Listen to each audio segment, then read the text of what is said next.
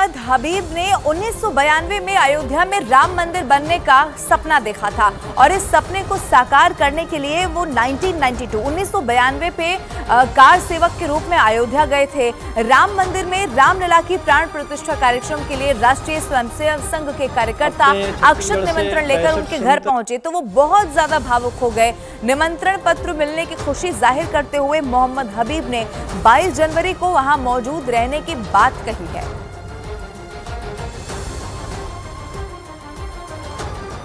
हाँ, आपकी बार हमको मौका मिला है, आमंत्रण भी आया है। हम उसके लिए 4 बार प्रदर्शन किए हैं। माननीय राजनाथ जी हमारे मुख्य भाजपा के राजनीति के स्रोत हैं और इन्हीं की वजह से हम भाजपा में आए और हम वहाँ का दीदार दर्शन मेरी यादें सारी ताज़ा हो गई। मैं थोड़ा भावुक भी हो रहा हूँ कि वहाँ जाऊँ और प्रभु के दर्शन करूँ और वहाँ से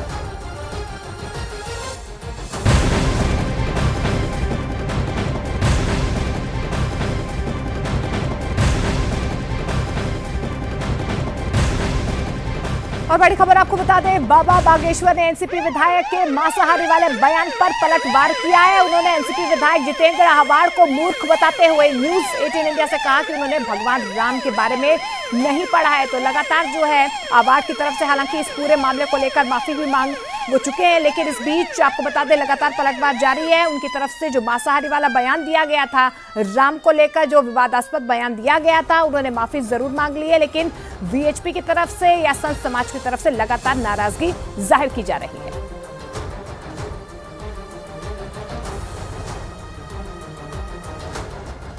अच्छा, वो जो कह रहे हैं कि रामचंद्र जी मांसाहारी, ये मूर्ख है। इन्होंने राम को नहीं पढ़ा, प्रभु श्री राम को नहीं पढ़ा, इन्होंने समझा भी नहीं। धीरोदात्त ज्ञानी है नहीं, अज्ञानी अपने आप को मानते नहीं। ये वो ज्ञानी है नहीं, अज्ञानी अपने आप को मान नहीं रहे, इसलिए उनकी मति खराब हो गई। और भगवान इनको सदगति दे और शुद्ध मति दे, ये ईश्वर से प्रार्थना है। और प्रभु श्री राम को जानो, पहले रामचरितमानस पढ़ो, गढ़ो, समझो।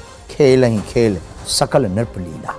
लीला तो करते हैं, लेकिन परमात्मा ने अमर्यादित काम नहीं किया।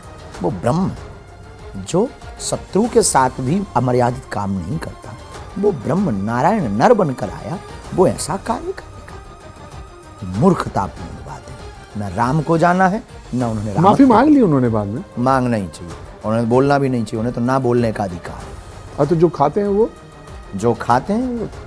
राक्षस वृत्तियां हैं और उनको कोई समझा भी नहीं सकता है। पशुओं के नियम है, इंसानों को कोई नियम नहीं।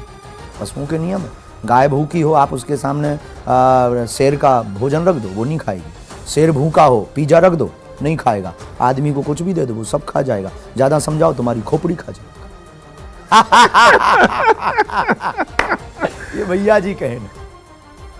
तो बाबा बागेश्वर ने जितेंद्र आव्हाड को मूर्ख बताया है। उन्होंने हिंदू राष्ट्र के सवाल पर भी बड़ा बयान दिया। उन्होंने न्यूज 18 इंडिया से कहा कि हमें हिंदू राष्ट्र स्वीकार